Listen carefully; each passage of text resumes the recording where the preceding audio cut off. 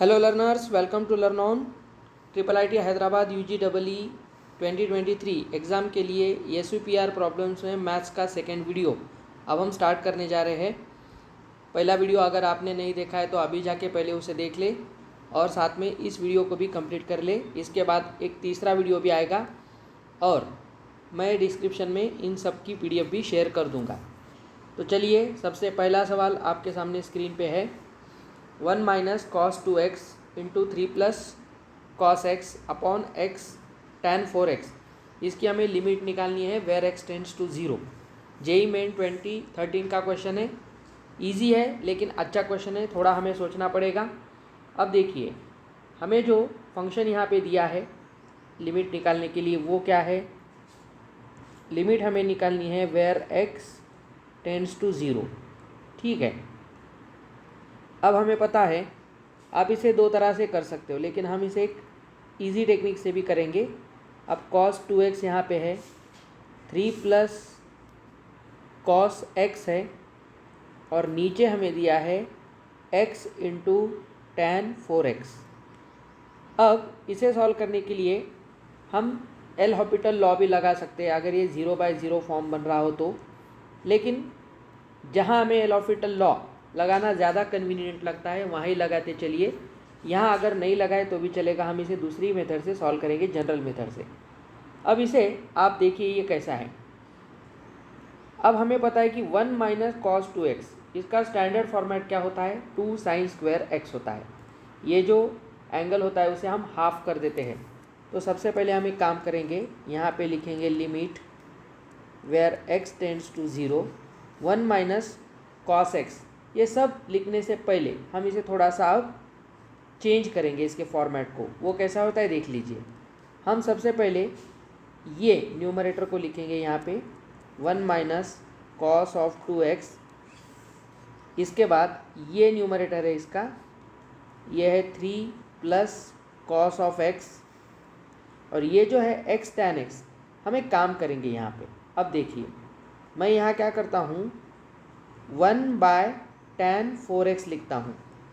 तो आपको पता यहाँ लगेगा कि ये x कहाँ गया। हम एक एडजस्टमेंट करेंगे। इसके लिए हम एक काम करेंगे, यहाँ नीचे पूरा x स्क्वायर से डिवाइड कर देंगे और उसे बैलेंस करने के लिए ये जो ऊपर 1 लिखा है इसे x स्क्वायर से या यहाँ पे हम x करेंगे, x से मल्टीप्लाई करेंगे ऊपर नीचे। तो ऑलरेडी यहाँ एक x था तो हमने काम किया, इसे एक x से मल्टीप्लाई किया, इधर भी एक x से मल्टीप्लाई किया। मल्टीप्लाई डिवाइड करने के बाद अब आप देख सकते हो कि हमारे फॉर्मेट में चेंज है लेकिन वैल्यू सेम है। अब इसका फ़ायदा क्या होगा देखिए। अब हम इसका लिमिट निकालेंगे, हम इसे सेपरेट करेंगे। 1 minus cos of 2x by x square into 3 plus cos x, नीचे 1 है और इधर है x tan ऑफ 4x। अब देखिए, इससे हमें एक फ़ायदा होगा। अब हम सबकी लिमिट अलग अलग लगा के निकाल सकते हैं लेकिन पहले इसे सिंप्लीफाई करेंगे। अब 1 माइनस कॉस 2x को हम क्या लिख सकते हैं, 2 साइन स्क्वायर x लिख सकते हैं। तो ये बनेगा 2 साइन स्क्वायर x और नीचे बनेगा x स्क्वायर। सिंपल बात है, यहाँ हम कोई भी चेंज नहीं करेंगे, 3 प्लस कॉस x। और यहाँ हम एक काम करेंगे, हमें पता है कि थीटा अपॉन टैन थीटा जो होता है इसकी लिमिट 1 होती है व्हेन x टेंड्स टू 0। लेकिन यहाँ थीटा देखिए कितना है, 4x है, लेकिन ऊपर सिर्फ x है। तो थीटा सेम करने के लिए हमें क्या करना पड़ेगा, ऊपर नीचे 4 से मल्टीप्लाई डिवाइड करना पड़ेगा।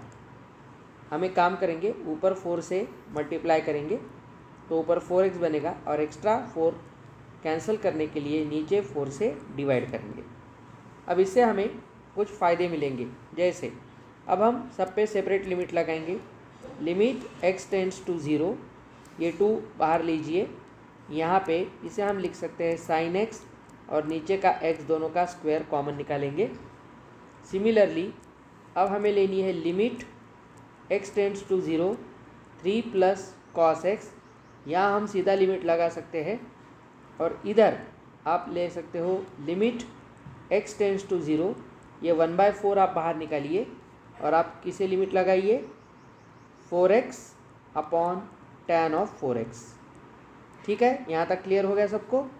अब देखिए क्या होता है, हमें पता है when x tends to 0 sin x upon x की लिमिट 1 होती है। तो ये 2 इंटू 1 स्क्वायर बनेगा। यहाँ अगर हम cos यहाँ x में 0 सब्सटीट्यूट करते हैं तो cos 0 का वैल्यू 1 होता है, तो ये 3 + 1 बनेगा। ओके, क्लियर है। उसी के साथ इंटू ये 1/4 है और theta upon tan 4x theta इसकी लिमिट भी 1 होती है।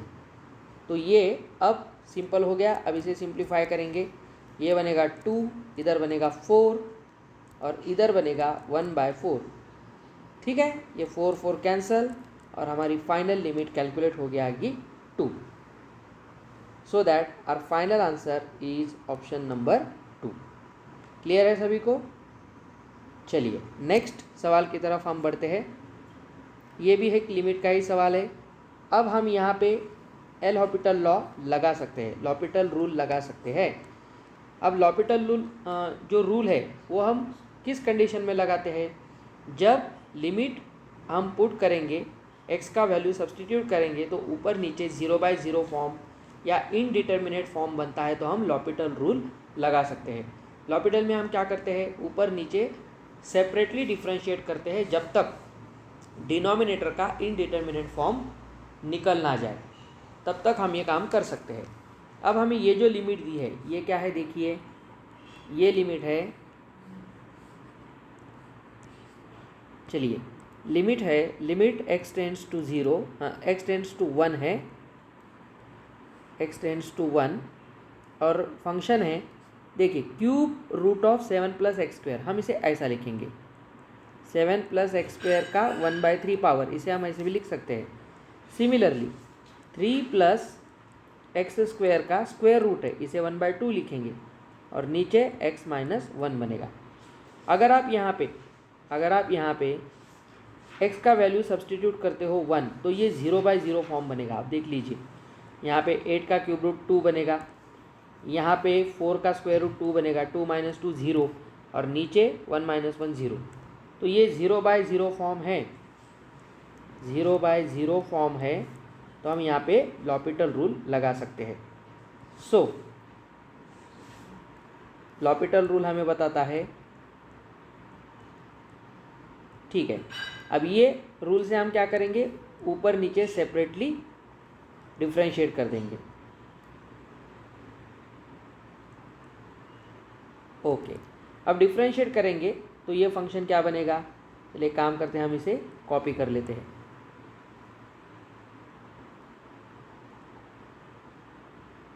ओके, एक मिनट, हम इसे कॉपी कर लेते हैं या इसे फिर से लिख लेते हैं।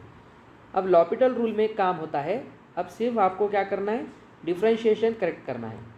तो यहाँ पे हमारा नंबर है 7 + x² का क्यूब रूट -3 + x² का स्क्वायर रूट और नीचे है x - 1। अब देखिए, अब हम इसे सिंप्लीफाई करेंगे।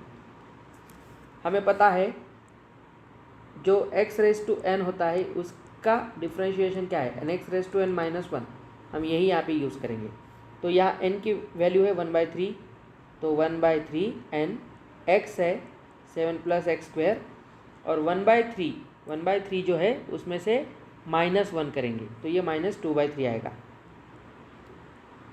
ठीक है, और उसके बाद हमें पता है कि चेन रूल से ये x² का भी डिफ्रेंशिएशन हमें लेना पड़ेगा 2x। ये स्टेप आपको समझनी चाहिए। ठीक है, हम स्पीड सॉल्यूशंस देख रहे हैं, कॉन्सेप्ट नहीं पढ़ रहे हैं। तो इधर x² का भी हमें स्क्वायर रूट डिफ्रेंशिएशन करना था 2x, ये इधर हो गया। अब माइनस इधर आइए, फिर यहाँ लगाइए 1/2, 3 + x², इसमें से हम हाफ में से 1 माइनस करेंगे तो -½ बचेगा और फिर यहाँ ये जो x² है, इस x² का भी डिफ्रेंशिएशन 2x बनेगा। अब नीचे तो 1 बनेगा क्लियरली। अब हमारा एल हॉपिटल से नीचे का क्या हो गया, इनडिटर्मिनेट फॉर्म चला गया। एक काम करते हैं, इसे थोड़ा सा हम पहले छोटा कर लेते हैं। ओके, अब हम सीधी लिमिट अप्लाई कर देंगे, पुट। अब क्या थी लिमिट हमारी, x is equal to 1। Limit apply करना है, x की वैल्यू 1 रख देंगे क्योंकि इनडिटर्मिनेट फॉर्म चला गया। अब ये क्या बनेगा फिर, अब इधर लेके देखते हैं, चलिए यही करते हैं दूसरे कलर से। ये बनेगा 1/3, x मतलब 1 का स्क्वायर 1, तो यहाँ बनेगा 8, फिर 2 इंटू 1 माइनस हाफ, जहाँ भी x दिखे वहाँ पे 1 रख दो। 3 प्लस 1 का स्क्वायर 1 मतलब यहाँ बनेगा 4, और 4 का माइनस स्क्वायर रूट। अब यहाँ से ये वैल्यू क्या बनती है, ये बनेगा 1/3, 8 का क्यूब रूट 2, और 2 का माइनस पावर लेना है हमें, 2 का माइनस स्क्वायर। सिमिलरली यहाँ 2 है, माइनस ये 1/2, और 4 का स्क्वायर रूट 2 मतलब 2 का पावर -1। ठीक है, 2 का पावर -1। इस तरह से हमें इसे सिंप्लीफाई करना पड़ेगा।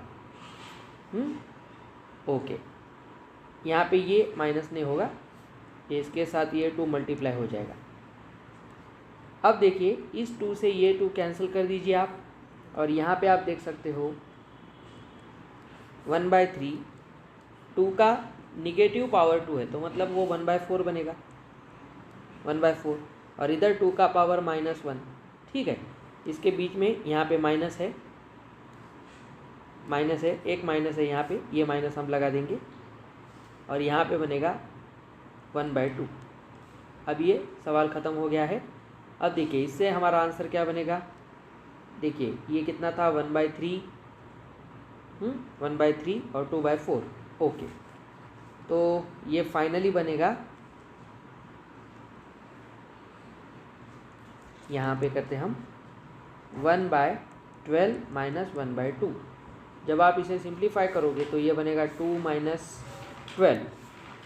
12, तो यहाँ पे हमारा फाइनल आंसर बनेगा, देखिए ये 1/12, 1/4, एक मिनट, हाँ यहाँ थोड़ा सा चेंज होगा, ये हमने यहाँ तक सही किया है। ओके, अब देखिए ये इंटू 2 है, और ये माइनस हाफ, हमने यहाँ पे तो 1 रखा ही नहीं था, तो ये 1/2, और ये बनेगा 2 का पावर -1, और ये फिर से बनेगा 2। अब ये 2 इस 2 के साथ कैंसिल कर दीजिए, अब हमारा आंसर सही आएगा। ठीक है, अब देखिए ये बनेगा 1/3 इंटू ये बनेगा 1/4, और ये 2 ऊपर है इंटू 2, और ये माइनस हाफ बनेगा। अब ये क्लियरली बनता है 1/2, तो 1/3 इंटू 1/2 माइनस 1/2, तो ये बनेगा 1/6 माइनस 1/2, और ये आता है -1/3। ठीक है, इस तरह से इसका आंसर है -1/3। एक बार इसे अच्छी तरह से और समझ लीजिए। चलिए, तो ये सवाल हमारा यहीं पे ख़त्म होता है। हम बढ़ते हैं अगली सवाल की तरफ। अब सवाल क्या कहता है, देखिए, the derivative of f(x) 3 mod 2 + x at the point x0 is equal to -3 is. ये बहुत इजी क्वेश्चन है। अब हमें ये पता होना चाहिए कि ये जो 2 + x है, ये जो 2 + x है, ये मॉड के अंदर है, तो इसे हम एक बार प्लस और एक बार माइनस करके निकाल सकते हैं, लेकिन इसका डिफ्रेंशिएशन हमें चेक करना है 2 पॉइंट्स पे। तो हमें काम करेंगे, हमारा जो f(x) है यहाँ लिखेंगे, सो f(x) is given 3 mod of 2 + x। ठीक है, हम इसे यहाँ पे लिखेंगे 3 mod ऑफ 2 + x। अब देखिए f(x) हम 2 तरह से ओपन कर सकते हैं। कैसे कैसे, ये 3 टाइम्स हम इसे ओपन करेंगे 2 + x प्लस के साथ, कब, जब x की वैल्यू 2 या 2 से बड़ी होंगी, -2 से बड़ी होंगी। देखिए -2 आएगा तो 0 बनेगा ना, मॉड के अंदर क्या आ सकता है, 0 से इन्फिनिटी, पॉजिटिव इन्फिनिटी कुछ भी आ सकता है। तो x का वैल्यू अगर -2 या उससे बड़ा हो गया तो ये पॉजिटिव वैल्यू से ओपन होगा, और यही हमारा निगेटिव ओपन होगा। हम ये निगेटिव यहाँ भी लगा सकते हैं 3 के साथ। ठीक है, तो -3 के साथ ओपन होगा कब, जब हमारा x इक्वल टू, अब लेस देन, यहाँ इक्वल की कोई प्रॉब्लम नहीं है, आप लगा सकते हो। अब यही काम करना है हमें। ये जो दो फंक्शन दिख रहे हैं यहाँ पे, ये दोनों फंक्शन को हमें डिफ्रेंशिएट करना पड़ेगा, क्योंकि हमें डिफ्रेंशिएशन ही चेक करना है। चलिए, इसे हम 1 कहते हैं, इसे 2 कहते हैं। Differentiating 1 and 2। तो यहाँ 3 इंटू 2 प्लस एक्स का डी बाई डी एक्स निकालेंगे डिफ्रेंशिएशन, तो क्या होगा? 3 इंटू 1 होगा, क्योंकि ये 2 प्लस एक्स का डेरिवेटिव तो 1 होता है, तो ये बनेगा +3। उसी तरह D by D x -3 into 2 plus x का क्या बनेगा? -3 बनेगा। अब हमसे यही कहा गया है कि x इज़ -3। अब x इज़ -3 कहाँ आता है? x not is -3। अब x का वैल्यू -3 कहाँ पे आएगा? यस, इधर आएगा सेकंड इक्वेशन से, क्योंकि लेस देन -2 है, तो -3 तो सेकंड इक्वेशन में आएगा, तो सेकंड का ही हमें डेरिवेटिव देखना पड़ेगा। तो इसकी वैल्यू आएगी -3। सेकंड का डेरिवेटिव कितना था? -3 था, वही इसका फाइनल आंसर होगा। And so that our final answer is -3, that is option B. Okay, चलिए नेक्स्ट सवाल। अब देखिए यहाँ पे ग्रेटेस्ट इंटीजर फंक्शन का सवाल है। f(x) is equal to gif(x) plus gif of -x where x is not 2। इसकी वैल्यू लैम्बडा है जब x की वैल्यू 2 है। अब हमसे ये कहा गया है कि x की वैल्यू 2 नहीं लेनी है। अगर हम 2 लेते हैं तो इसकी वैल्यू क्या बनेगी? ठीक है, तो लैम्बडा बनेगी। तो लैम्बडा की वैल्यू हमें यहाँ पे निकालनी है। हमें एक प्रॉपर्टी पता है यहाँ पे, ये इम्पोर्टेंट है। जो f(x) दिया है वो क्या है? gif(x) plus minus of gif(x). हमें पता है कि रूल 1, क्योंकि हमारा एक रूल है, ये रूल हमसे क्या कहता है? देखिए आराम से समझ लीजिए इसे। If gif(x) plus minus gif(x) ये अगर बिलोंग्स टू एक इंटीजर होगा, ठीक है, ये अगर इंटीजर होगा तो हमें पता है इसका आंसर हमेशा इंटीजर होने पे क्या होता है? 0 होता है, ठीक है, इक्वल्स 0। और अगर यही इंटीजर नहीं होता है तो इसकी वैल्यू हमेशा -1 आती है। अब हमें x को 2 तो नहीं लेना है, तो ऑब्वियसली अगर x को 2 लेंगे इस फंक्शन में तो ये फंक्शन कंटिन्यूस नहीं होगा। लेकिन ये कंटिन्यूस कब होगा? x इज इक्वल टू 2 लेने पे इसकी वैल्यू लैम्बडा आएगी।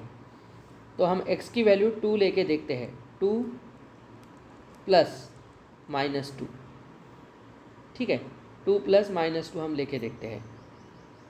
अब इसका मतलब ये है कि अगर हम यहाँ पे 2 रखेंगे तो इसका वैल्यू 2 - 2 मतलब 0 बनेगा। लेकिन हमें वो नहीं लेना है, 2 नहीं लेना है, तो ऑब्वियसली लैम्बडा का वैल्यू -1 को ही होना पड़ेगा। क्योंकि देखिए अगर हम यहाँ पे 2 रखते हैं जो हमें नहीं रखना है तो वो 0 बनेगा, जो हमारी क्वेश्चन की कंडीशन में नहीं आता है। तो 2 लेने पे उसकी वैल्यू अगर 0 नहीं आएगी तो 2 लेने पे क्या आनी चाहिए? -1 ही आनी चाहिए।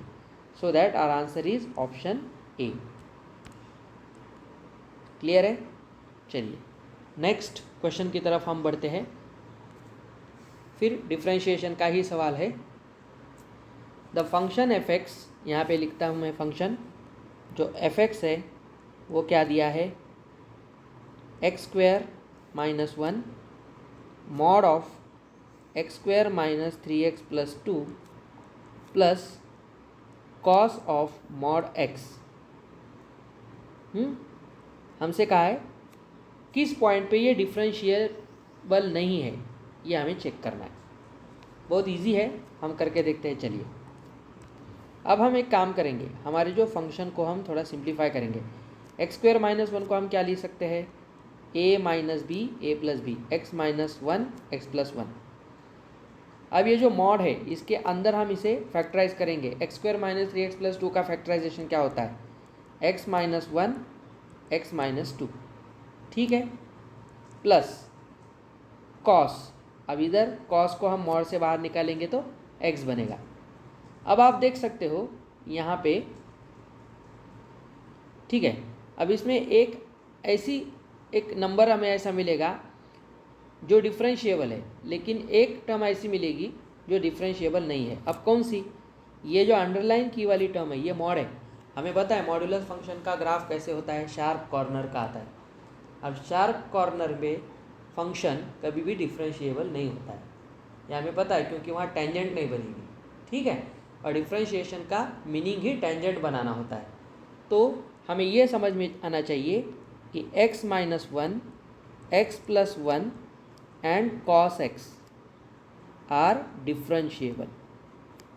हाँ, ये तो हमेशा ही डिफरेंशिएबल हो गए for all x, differentiable for all x, but mod of x minus 1, ठीक है, and x minus 2 are not differentiable, ठीक है, डिफरेंशिएबल नहीं होंगे। किस वैल्यू पे? 2 की वैल्यू पे, ठीक है। 2 रखेंगे तो ही 0 बनेगा ना यहाँ पे, तो हमें x की वैल्यू 2 लेके ही देखना पड़ेगा। तो यहाँ पे हमें ये समझ में आना चाहिए कि इसका आंसर है ऑप्शन डी। चलिए नेक्स्ट सवाल, ये इन्वर्स ट्रिग्नोमेट्री का सवाल है, थोड़ा अच्छी तरह से समझ लीजिए। बहुत सारे बच्चों को इसे किस तरह से हैंडल करना है समझ में नहीं आता है। अब ये जेईई मेंस 2019 का सवाल है, एक अच्छा सवाल है। अब हमसे यहाँ पे कहा गया है हम इसे ट्राइंगल बना के सॉल्व करेंगे, जिससे ये बहुत जल्दी हो जाएगा। पाइथागोरियन ट्रिपलेट भी यहाँ पे यूज़ करेंगे। हमसे ये कहा गया है कि अल्फ़ा की वैल्यू cos इनवर्स 3/5 और बीटा की वैल्यू tan इनवर्स 1/3 है। अल्फ़ा बीटा दोनों भी 0 to 90 के बीच में, मतलब फर्स्ट क्वाड्रेंट में लाई करते हैं। तो अल्फ़ा माइनस बीटा किसके बराबर होगा? अब हम एक काम करेंगे, ठीक है। अब देखिए cos इनवर्स के लिए हम एक ग्राफ बनाएंगे। अब देखिए cos के लिए हमें ये पता है कि अल्फ़ा का वैल्यू क्या है, cos इनवर्स 3/5, cos इनवर्स 3/5। तो हम एक राइट एंगल ट्रायंगल बनाते हैं, ठीक है। अब राइट एंगल ट्रायंगल बनाएंगे तो यहाँ पे हम अल्फ़ा लेंगे। cos क्या होता है? cos होता है एडजेसेंट टू हाइपोटेन्यूज, तो ये 3 इधर बनेगा और ये 5 बनेगा। अगर हम पाइथागोरस थ्योरम लगा के सॉल्व करते तो इधर ये 4 बनेगा बस। तो अब मुझे बताइए अल्फ़ा का या tan अल्फ़ा क्या बनेगा? tan अल्फ़ा क्या बनेगा? देखिए बहुत इंटरेस्टिंग सवाल है। तो हमें यहाँ देखना है tan अल्फ़ा की वैल्यू क्या बनेगी। tan होता है हाइट या परपेंडिकुलर टू बेस, तो परपेंडिकुलर 4 है और बेस 3 है। इसका मतलब अल्फ़ा tan के टर्म्स में क्या बनेगा? tan inverse of 4/3। इनवर्स तो आपको समझ में आता होगा, यस। अब देखिए इसमें एक इंटरेस्टिंग काम हमें करना है, अल्फ़ा माइनस बीटा निकालना है। अब देखिए बीटा तो हमें दिया है, हमने अल्फ़ा tan में क्यों निकाला? क्योंकि बीटा की एक वैल्यू हमें ऑलरेडी tan में दी है। तो देखिए बीटा क्या है, बीटा हमें दिया है tan इनवर्स 1/3, ठीक है। बीटा हमें दिया है tan इनवर्स 1/3। अब हमसे अल्फ़ा और बीटा का डिफरेंस पूछा है। एंगल का डिफरेंस हम कैसे निकालते हैं? हमें पता है दोनों के ये जो नंबर्स है वही हमें लेना है। हमें एक प्रॉपर्टी पता है, x और y का ये काम करते हैं। तो डिफरेंस जो होता है वो निकालने के लिए हम यहाँ पे एक फॉर्मूला यूज़ करेंगे। अब ये बनेगा tan इनवर्स, अल्फ़ा का वैल्यू रखेंगे tan inverse 4/3 minus tan inverse 1/3, ठीक है। हमें एक रिजल्ट पता है यूजिंग क्या है result? tan inverse x minus tan inverse y, ठीक है। यह हमेशा क्या होता है? यह हमेशा होता है tan इनवर्स, ये होता है tan inverse x minus y upon 1 plus x y. लेकिन कंडीशन होती है कि एक्स वाई का प्रोडक्ट हमेशा -1 से ज़्यादा हो। वो तो ऑलरेडी होने वाला है यहाँ पे। बस अब हम इसे यूज़ करेंगे। सो alpha minus beta is tan inverse of, अब x कौन है 4/3 माइनस 1/3 और यहाँ पे 1 प्लस 4/3 इंटू माइनस 1/3। इसे सॉल्व करेंगे। देखिए सवाल जेईई मेंस का है तो थोड़ा सा लेंदी ज़रूर होगा। अब इसे सॉल्व करेंगे तो ये बनेगा tan इनवर्स और नीचे बनता है 2/3। देखिए ऊपर न्यूमरेटर में क्या बनेगा 3/3 बनेगा, मतलब 1 बनेगा ऊपर और नीचे क्या बनेगा 1 माइनस 4/9। ठीक है 1 माइनस 4/9। जब हम इसे सॉल्व करेंगे तो tan इनवर्स बनेगा 9/13। अब डिफरेंस मिल गया, लेकिन 9/13 तो यहाँ पे कहीं भी नहीं दिखता है। तो 9/14 है, 9/5/√। tan के लिए तो ये दो वैल्यूज़ है जो हमारे आंसर में नहीं आती है, तो हमें आइदर इसे साइन इनवर्स या कॉस इनवर्स में देखना पड़ेगा। ठीक है, हम करके देखते हैं। तो अब एक काम करेंगे, इसके लिए हम फिर से ये tan इनवर्स के लिए एक राइट एंगल ट्रायंगल बनाएंगे। अब देखिए ये राइट एंगल ट्रायंगल में हमें जो मिला है वो अल्फ़ा माइनस बीटा है। अब तो tan क्या होता है ऑपोजिट टू एडजेसेंट। अब अगर हम पाइथागोरस से इसे सॉल्व करते हैं तो ये वैल्यू कितनी बनेगी, ये वैल्यू बनेगी √250। ठीक है √250। तो अब हमें देखना है अल्फ़ा माइनस बीटा जो है उसी को हम एक काम करेंगे साइन इनवर्स में लेंगे। अब साइन लेंगे, साइन रेशियो देखेंगे क्या होता है, sine of alpha minus beta opposite to hypotenuse.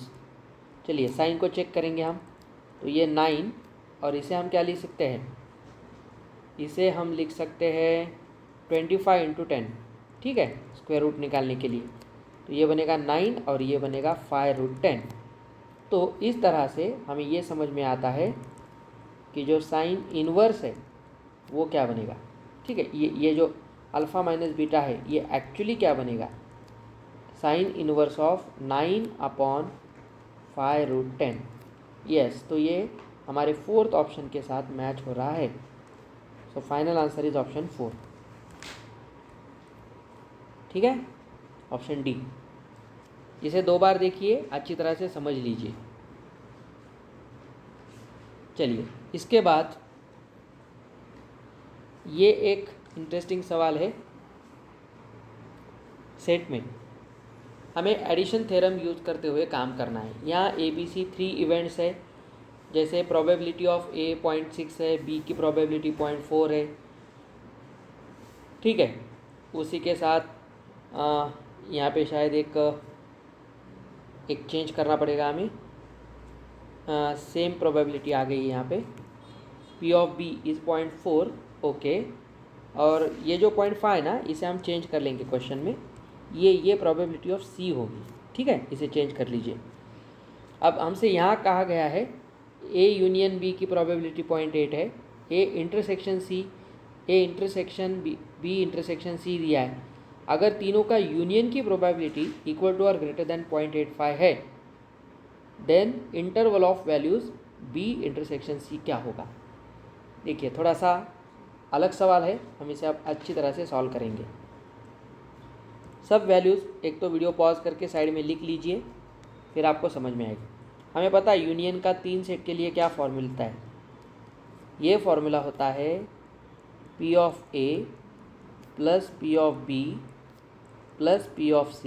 ये सब लेते हैं हम, फिर एक के ग्रुप में हम इसे 2 के ग्रुप में सब्ट्रैक्ट करते हैं। क्या क्या सब्ट्रैक्ट होगा, माइनस A इंटरसेक्शन B जाएगा, okay, minus B intersection C जाएगा, माइनस A इंटरसेक्शन C जाएगा। ठीक है, या C इंटरसेक्शन A जाएगा, नो प्रॉब्लम। तीनों माइनस करने के बाद लास्ट में हम प्लस करते हैं तीनों का intersection, A intersection B intersection C। Clear. अब हम यहाँ पे वैल्यूज़ रख देंगे। मैंने आपसे कहा था वैल्यूज़ ऑलरेडी पहले लिख लीजिए। तो यूनियन का जो वैल्यू है वो हमारे पास क्या बनता है, देखिए यहाँ पे एक इंटरेस्टिंग पार्ट है। हमें P ऑफ A पता है, B पता है, C पता है। लेकिन हमें पता क्या नहीं है, हमें पता नहीं है ए इंटरसेक्शन बी, ये पता नहीं। हमें काम करेंगे, हमें पता है कि ए इंटरसेक्शन बी कैसे निकालते हैं। ए इंटरसेक्शन बी का फॉर्मूला होता है P of A, addition theorem है, प्लस पी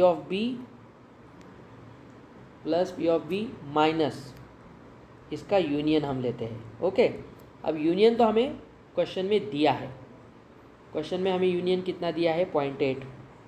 तो चलिए हम एक काम करते हैं, हम इसे अब थोड़ा सा आगे पीछे करते हैं। इसे हम यहाँ यूनियन कर देंगे, ठीक है, और यहाँ पे इंटरसेक्शन कर देंगे, ये होगा इंटरसेक्शन, ठीक है।